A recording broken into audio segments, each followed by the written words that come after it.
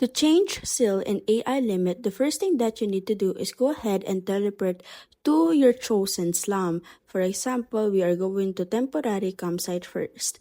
Afterwards, go to the settings and relocate yourself on the branch options and then scroll down and then look for rewrite seal. After rewriting or choosing rewrite seal, you will be able to see their other options, but you need to focus on rewrite seal even though seal settings can be changed in different options as well.